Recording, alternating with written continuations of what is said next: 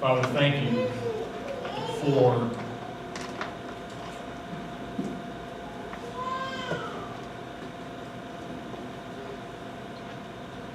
how intimately that you know us, how much you love us, how much you love me.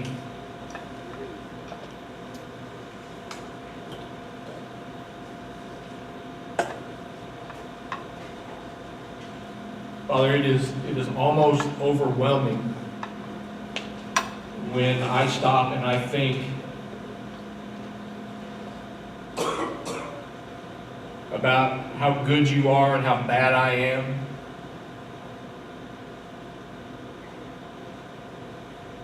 But how much you love me regardless.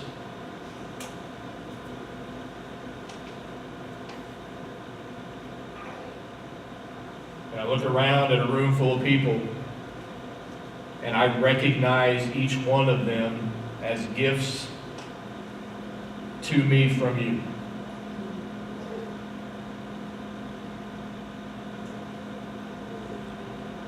And I almost can't describe what my heart feels like.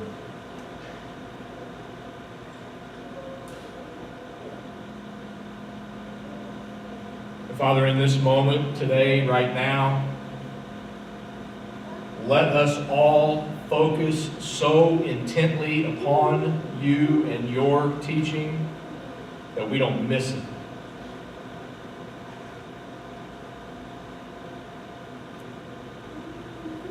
We are so blessed to have you. It's in your Son's name that we pray. Amen.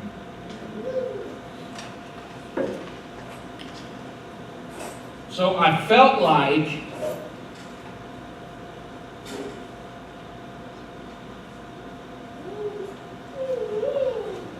the last 4 weeks have been kind of tough. That there was a lot of struggles with the teachings that happened over the last 4 weeks. Probably because a lot of it was truth, worldly stuff that we battle with, and then we have the truth, and then there's a choice. And I kind of walked away from it thinking,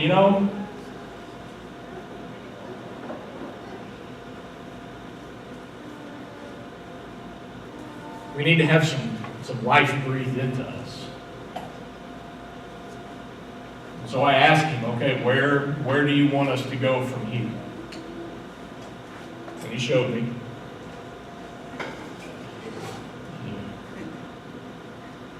He showed me. And it's amazing how situations and circumstances happen in people's lives that kind of all form, and then they all become very relevant with the next step that we all take. So we talked about a word last week called dissatisfied. You guys remember that? Yep. Broken down, the Webster's definition means not content or happy with something. But really, bottom line is when you say I'm dissatisfied, that means that Jesus is not enough for you. And there were 7 reasons that we talked about that Americans in general are unhappy about. And the number 5 one was comparison. And so we're going to kind of revisit that a little bit, but we're going to breathe some life into that. Because I think our old dry bones need some life breathed into them. So we're going to let him breathe that life into us. The fastest way to kill something special is to compare it to something else. Let me say it again. The fastest way to kill something special is to compare it with something else. Marriages, kids, houses, cars, jobs, salaries, vacations, social media, churches. You have something special that God has given to you, but you discount it and say, God, that's not enough. I'm dissatisfied, because you look across the street, or you look across the aisle, or you look at uptown. You look at somebody else in church and say they got a better walk than I do. They know more about Scripture than I do. Their church is bigger than mine. We become dissatisfied, and what we're saying is, Jesus, you're not enough for me.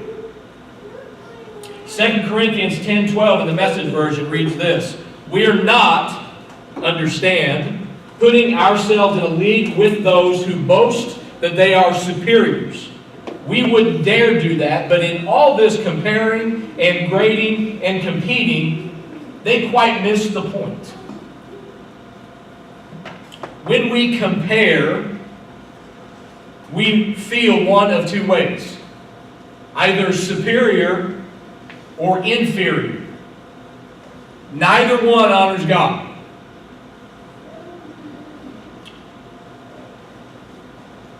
We live in a land of E-R. Did you know that? Did you know that you live in a land of No. In the land of comparison, in the city of we see the rich and we want to become richer.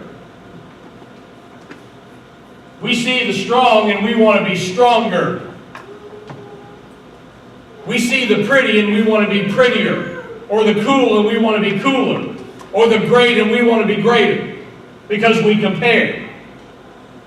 And then that's not enough, so we want to move out of the city of and into the big city of E-S-T. Being richer wasn't enough for me because there's somebody getting close, so now I want to be the richest, or the greatest, or the coolest, or the strongest, or the prettiest. Do you think that there was comparison struggles like back in Scripture? Yeah, there were. We're going to talk about it right now. Go to John chapter 20. That's Mark, Luke, John in the Gospels, chapter 20.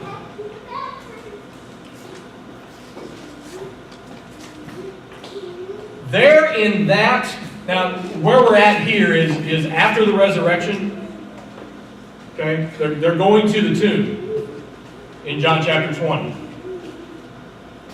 And there is buried in there, if you look at it, there is a quiet competition between Peter and John.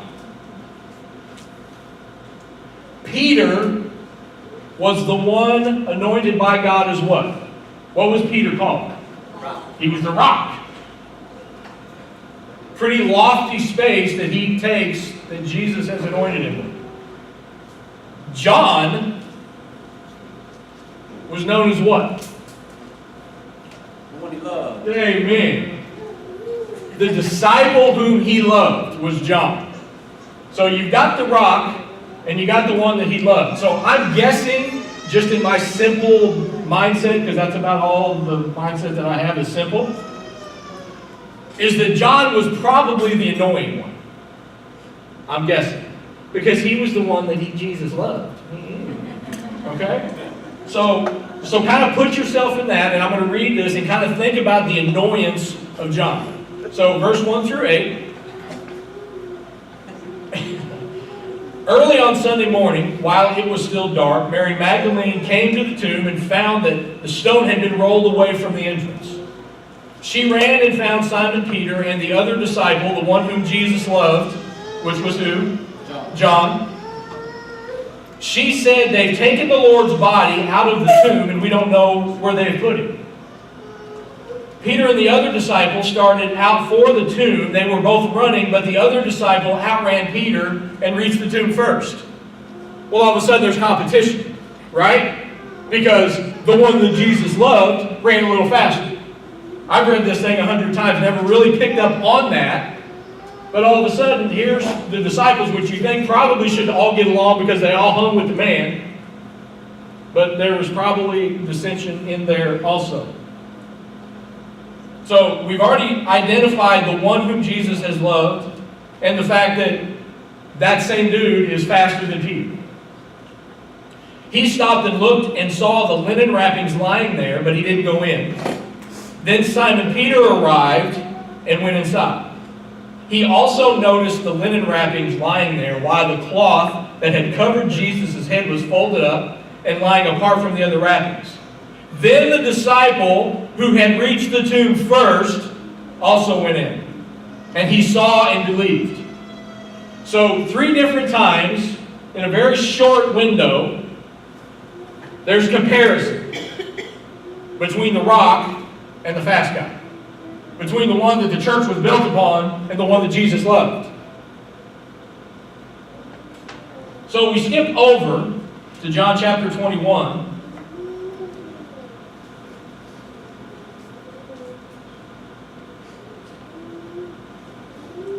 And let's read this, starting in verse 1. Later Jesus appeared again to the disciples beside the Sea of Galilee. This is how it happened. Several of the disciples were there: Simon Peter, Thomas, Nathanael from Cana in Galilee, the sons of Zebedee, and 2 other disciples. Do you know who the sons of Zebedee were? James and John. John was who? The one he loved. Simon Peter surfaces and says, I'm going fishing. We'll come too, they all said. So they went out in the boat, but they caught nothing all night. At dawn, Jesus was standing on the beach, but the disciples couldn't see who he was. He called out, fellows, have you caught any fish? No, they replied. Then he said, throw out your net on the right-hand side of the boat, and you'll get some. So they did, and they couldn't haul in the net because there were so many fish in it. Now, how many disciples were there? You remember? There were Simon Peter, Thomas, sons of Zebedee, and 2 other ones. 7. Now, look at this. Verse 7. Then the disciple Jesus loved said to Peter, it's the Lord. Duh. Why didn't he turn to the other ones and say that? Why does it have to call out that he called out Peter? Probably was some comparison there. Probably some competition there. Maybe. Skip ahead to verse 15. Now remember, what was Peter's biggest downfall before the resurrection? The cock-a-doodle-doo. You guys know what that is? Yeah. Touche. How many times? 3 times. Yeah. You remember Peter denied Jesus 3 times. The title on this little blurb is called Peter's Restoration. Now I want you to remember, because this is important, the competition between the 2 disciples. The comparison between the 2. After breakfast, Jesus asked Simon Peter, Simon, son of John, do you love me more than these? Yes, Lord, Peter replied, you know I love you. Then feed my lambs, Jesus told him. Jesus repeated the question, Simon, son of John, do you love me? Yes, Lord, Peter said, you know I love you. Then take care of my sheep. A 3rd time he asked him, Simon, son of John, do you love me? Peter was hurt that Jesus asked the question a 3rd time. He said, Lord, you know everything. You know that I love you. Jesus said, then feed my sheep.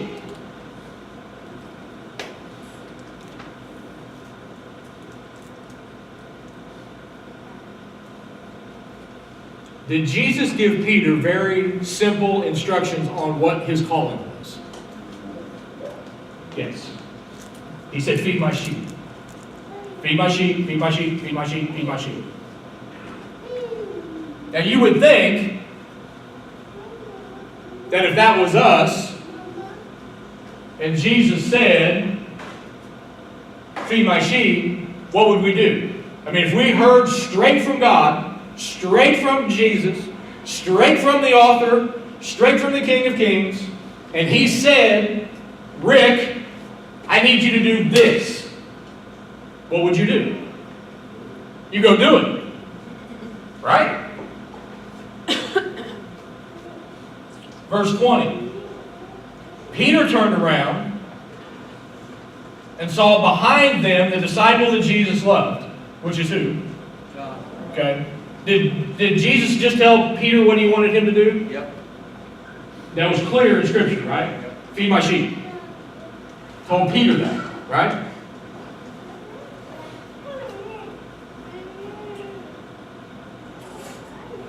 Peter turned around and saw behind them the disciple Jesus loved. Again, that's Peter paying attention, not to the other disciples, but to that one that he's got the issue with. The one who had leaned over to Jesus during supper and asked, Lord, who will betray you? Peter asked Jesus, what about him, Lord? What about that one? Jesus replied, if I want him to remain alive until I return, what is it to you? As for you, follow me.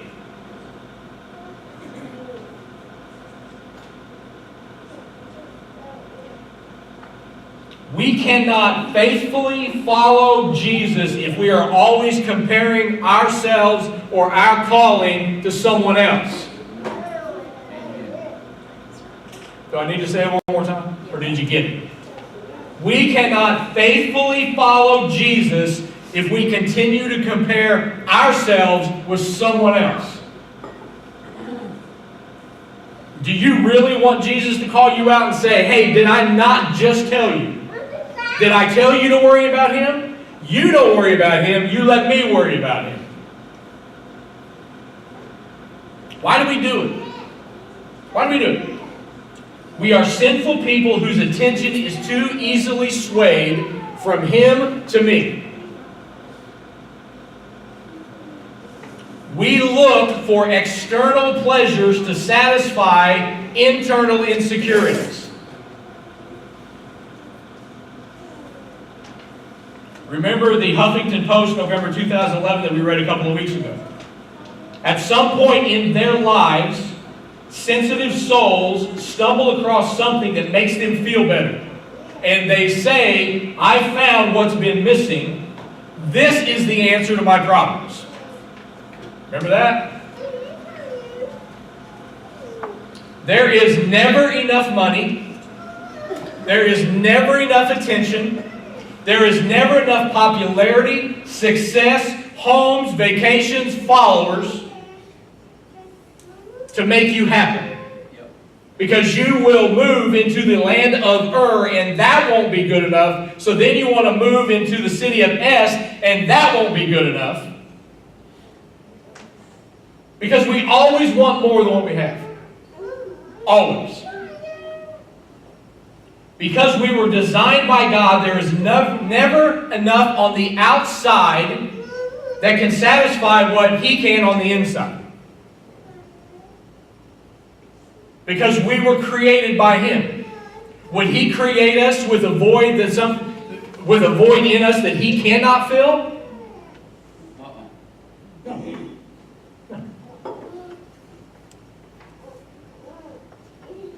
It's almost kind of stupid when we look at it in that context, isn't it? When we look at it in the context of, hey, He's the one that created me. Is He going to create me with something inside of me that He's not going to be able to fulfill? It's kind of dumb. It's kind of ignorant. It's useless to think that. It can also be destructive and hurtful. We look to the outside to determine our worth. Do I make you proud? Am I enough for you? Do I belong? Do I fit in? Do I measure up? Do I matter? Am I what you want me to be? Do I meet your expectations? Hit a nerve with anybody? There is never an external answer that will satisfy the internal longing that we have. So here's the question.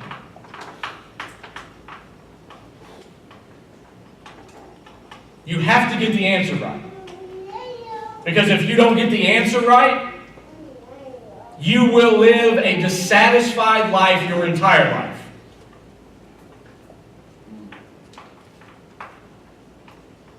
Here's the question.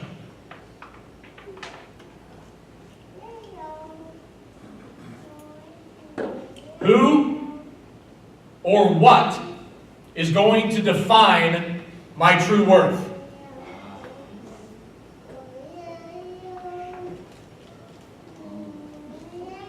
Let's go back to the questions. Do I make you proud? Am I enough for you? Do I belong? Do I fit in? Do I measure up to your standards? Do I matter to you? Am I what you want me to be? Do I meet your expectations? Those questions, where are we going with them? This way. When we ask those questions, we are going this way. Who or what is going to define my true worth? Am I going to? Am I going to define your true worth? No. Then why do you ask me? I didn't. Don't be confidential right now. I'm going someplace. Everybody answer besides Gary.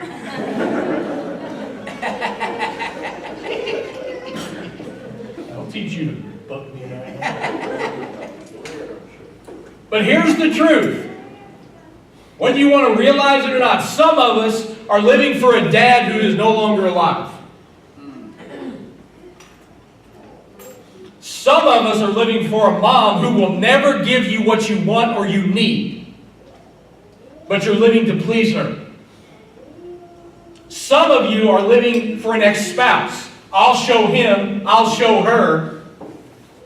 They've dismissed you, but you still hang on to it.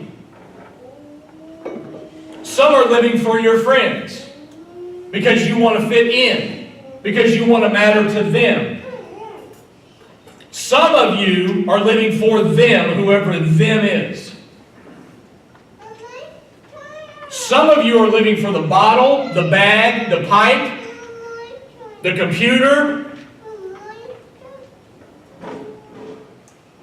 And if your answer to that question is anything but Jesus, you're running a race you cannot win.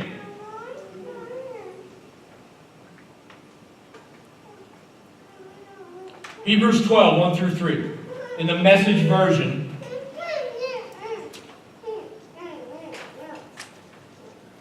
Do you see what this means? All these pioneers who blazed the way, all these veterans cheering us on. It means we'd better get on with it, strip down, start running, and never quit. No extra spiritual fat, no parasitic sins. Keep your eyes on Jesus, who both began and finished this race we're in. Study how he did it, because he never lost sight of where he was headed. That exhilarating finish in and with God, he could put up with anything along the way. Cross, shame, whatever. And now he's there, in the place of honor, right alongside God. When you find yourselves flagging in your faith, go over that story again, item by item, that long litany of hostility he plowed through. That will shoot adrenaline into your souls. He's saying, run your race. Any track people here? Anybody run track like right now or like 50 years ago when you were in high school? Anybody? Just a couple years ago. A couple years ago? I'm glad you said that because there was one raising her hand right here and I really wanted to go there with her, but I thought, no, better not, because I got to work with her tomorrow. I never ran track because I was small and I was slow. Okay. But when you line up track people, so you all line up on the same line, you're not staggered out like the 440 or whatever. You're running a 100-yard dash. Okay. Finish line is like down there where block is at. Okay. You get up on the line. And you're ready to go. Okay. You're going. You're ready. Where are you looking at? Where are you looking at? You're looking at the finish line. Okay. When you take off and you run, and I'm not going to run because I'll be out of breath by the time I get there. I might have a heart attack or something. Okay. But when you run, when you take off, when you're sprinting towards the finish line, are you doing this? Why not? Long way. It is kind of the long way. But that's kind of not the rules, right? What are you supposed to stay in? You're supposed to stay in your lane. Okay? Runners. When you're doing this, and let's say you're staying in your lane, and you're cruising, do you ever do this? Why not? You'll fall. Why not else? You get distracted, you slow down, and then all of a sudden the one on the right or the one on the left goes, whoop! Right? That's what he's saying. He's saying, I put you in a lane, stay there. I put you in a lane, Peter, and I don't want you to worry about John on the left. 1 Corinthians 9, 24 to 27.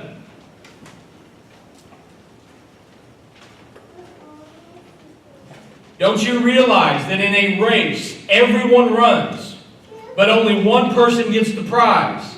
So run to win. All athletes are disciplined in their training.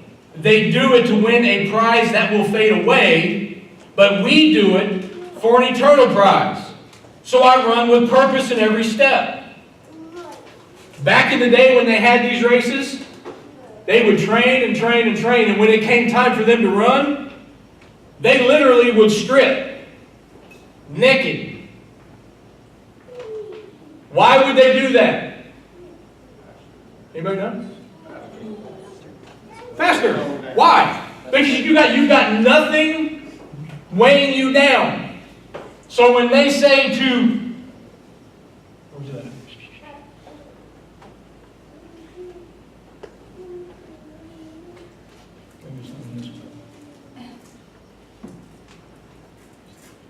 They do it to win the prize that will fade away. So I will run with purpose in every step.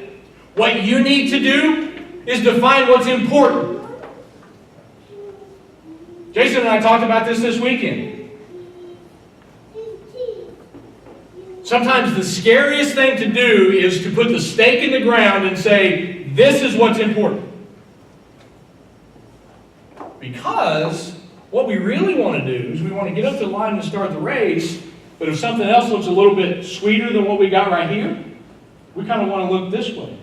Or we kind of want to look this way. Or we kind of want to say, hey, but what about that one? What are you going to do with him? Or this one over here, what are you going to do with them? And what you're telling God is what you're called me to do is not good enough. I want to determine what I do.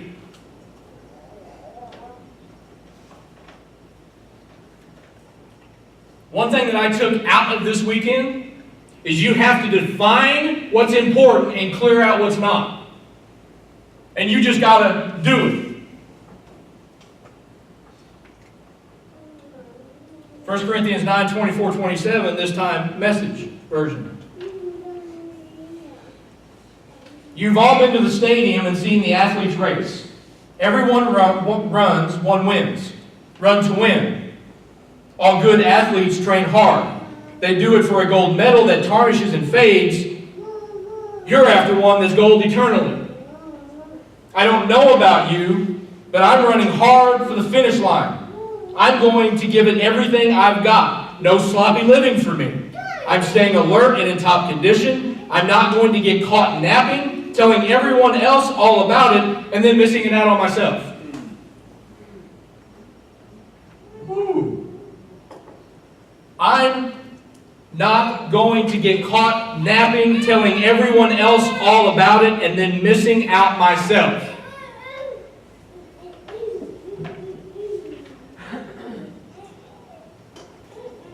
Stop comparing. Stop comparing. You don't know where your lane is? Ask him. I promise you he'll tell you. And when he puts you in that lane, when he says, this is your lane, stay there. Spent a lot of years doing this. I did. Because I saw what this person over here had, and I saw what this person over here had, and I wanted what they had, but that's not what God wanted me to have, but I didn't care what God wanted. I wanted what I wanted. So I was all over. And I got nowhere. Zero. All I got was tired. But then when I figured out what my lane is, shoot, you're looking at my lane. You are my lane. The Front Porch Village, that's my lane. Investing in people, my lane. Loving a bunch of messed up folk like you, my lane. My lane. Don't care anymore about what his lane is, or your lane is, or what their lane is, or anybody else. I know what my lane is. And I'm going to run all the way to the finish line. I'm not quitting. I'm not stopping. If I get tired, I'm going to go get filled up someplace. Because I'm staying in my lane. Karen, I just talked about this week. We will not ever quit until he takes me home. You know why? Because I want my children to see that I ain't quitting. Pebble in a pond. What's your lane? If you don't know, ask. Because you know what? Nobody can beat you at being you. I don't want your lane to be my lane. Okay? Because there's enough going on and enough lost and hurt out there. We all need to grab a hold of our lane and go towards the finish line because he's there. Right? I mean, we just talked about this weekend. Kelly said it is crazy when we look around and we start talking about the Front Porch Village and all of the talent that's in this room. Am I lying right now? No, because I have the same vision. That's why I'm here in this church. That's why I have the job that I have. That's why I run with economic developers who are going to help us get the money to buy the property to help all the lost. Because she's in her lane. I got builders. I got flooring people. I got concrete people. I got nurses. I got engineers. I got people who know how to manage property. You think you're here by mistake? Yeah, I got tree people too. Yeah. I got people who are artists who know how to teach art. Huh? We have people who are good in the trenches. That's pretty much it. We got people. So I'll tell you the same thing I told them. Do you think I don't realize this? Why do you think that I hold each one of you in such high esteem? Why do you think that I know and I embrace and I understand that you people are gifts to Carrie and I from God? Because He has assembled a bunch of people with a whole bunch of talent that can go out there and change a world.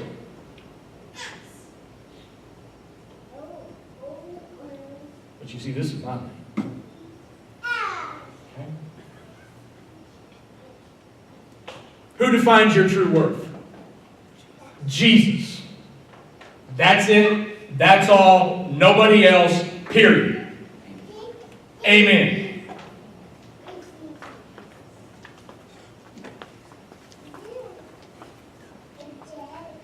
I borrowed this from Jeff Brawley because he said it this weekend, and I thought, wow, how fitting is this to go in with my teaching. So I'm going to give him some props. I really wanted to take it as my own, but I'm not going to.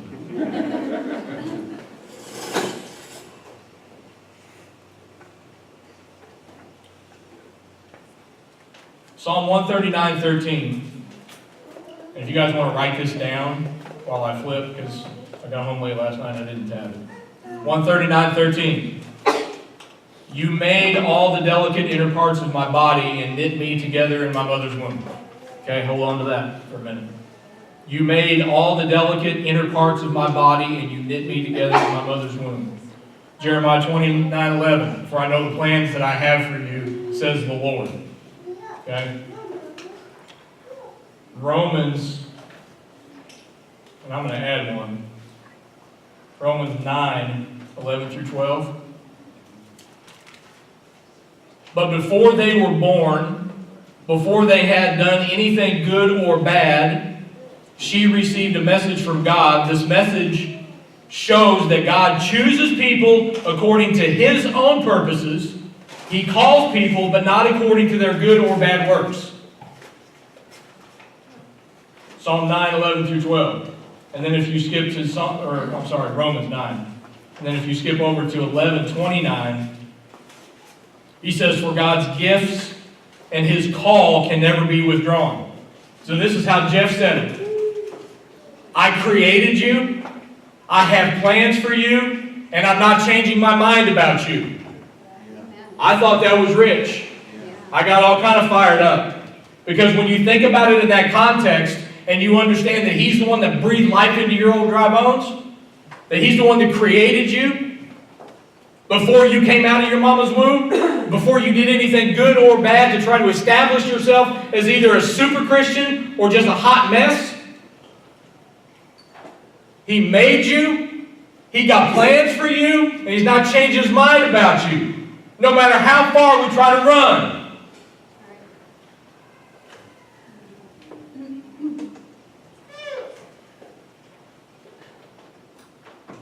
So I want to park it there for just a second. A, because I need to take a breath. And B, I want Amy to come up and sing.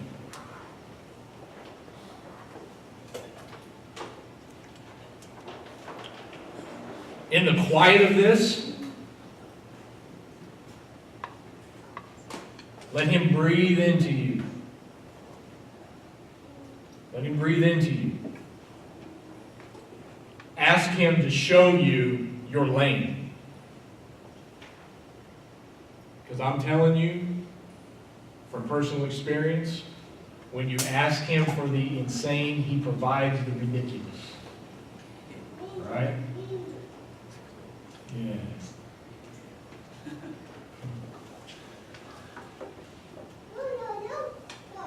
Let me pray as she's getting ready.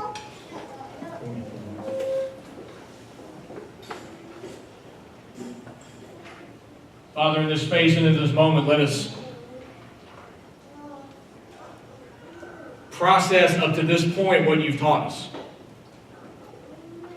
Let us not talk too much where we're missing the point. If you need to ask Him right now where your lane's at, ask Him. Expect Him to show you. But there's a danger that comes with that, is when you ask and He shows, it could be very easy for you to jump into another lane and look to your right or your left. I want to encourage you right now in your quiet time that whatever He says to you, you embrace with your heart and you say, just like the song is about to say, it is well. I accept that. Help me have the courage and the wisdom and the discernment not to want to be anybody else or do what anybody else is doing. Let me embrace what You were to have me to do. Let us not worry about what other people are doing, because He created you for a purpose. So Father, in this moment, before we finish up and wrap up, be noisy in our ears and in our hearts as we be quiet before You.